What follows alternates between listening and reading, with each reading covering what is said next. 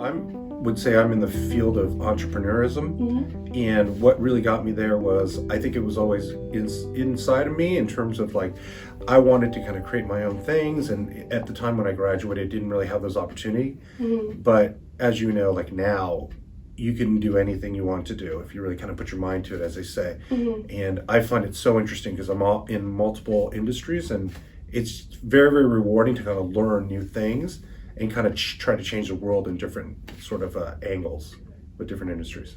So actually it's interesting, I actually work with a lot of Gen Zers because I have a lot of my gym, and then I have a lot of interns who are Gen Zers, right?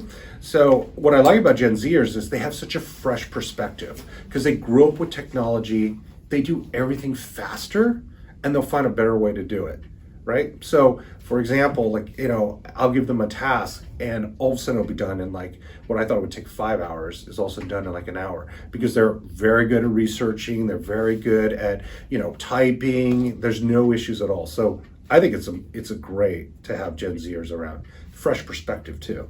I mean, there's a little bit of a maturity in that way, and like in the workplace, because they've gone through and they have to like move through their phones, or they've used different devices and technology. They're so much more advanced than when most of us came out and didn't have any experience with it.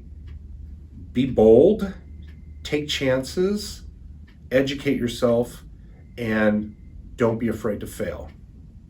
And ask the girl out. I would absolutely major in entrepreneurism because I love it. It's something, you know, where they say that if you like it so much, you doesn't even feel like working. There's just, sometimes it goes like weeks go by and I find it just so interesting, like everything I'm working on, that that's definitely what I would do. I would learn all the basic skills I needed in entrepreneurism. I would hope I had a professor who wasn't actually an entrepreneur that actually could kind of teach me some things. And I think once you have like sort of that experience and learning from somebody that's actually done it, it's a great field. Actually becoming an entrepreneur, actually going off on my own, it took a lot of years. You know, now you have a lot of people in their early 20s that are actually starting their companies, but at the time when I came out of school, it was like people would tell you, they, of course, right, parents or whoever would say, oh, you need to go work at this firm and toil there for 5 years, and then you need to go move to another firm and then put in another 5 years, and then you finally will kind of be able to manage. Well, the day I left that after probably about 14 years was like one of the best decisions I've ever made. One of the worst career decisions I ever made was actually listening to people that were having a very narrow vision in terms of what career should actually be. And I think with anybody, you should talk to a lot of different people, because what ended up happening is I ended up staying in jobs that were kind of career dead end or didn't really fulfill me in that way. And I wish that, you know, I would have figured out a lot of things earlier.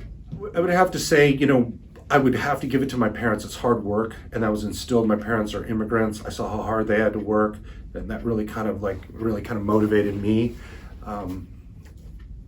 I would also say that I'm really good at networking. I think that's something that you have to be able to do. You have to be able to build relationships. And in any type of business, if you're going to be working in it, to be able to build those relationships is a huge. I think in 20 years from now, people will be the most nostalgic of actually having human touch and interaction, because I think we've become a lot more departed from that sort of kind of behavior. And I think in 20 years, it's just going to become worse and worse. And I think people will be nostalgic. Remember the time we all got together and made dinner, right? And remember the time that we actually got together, went on a trip? I think it's going to be less of that. One book would be, it's from business school. It's about Harvard Business Review, called Strategy, right? But it talks about strategy in business, strategy at your workplace, that type of thing. I think it's a great book. Another book is What You're Really Meant to Do by Rob Kaplan. So he was one of my professors at grad school, and it's a great book if you're trying to figure out what you want to do in your career, what you want to do for a living. I would highly recommend it. And the last book, just for fun, The Subtle Art of Not Giving an F by Mark Manson, is a really, really good book.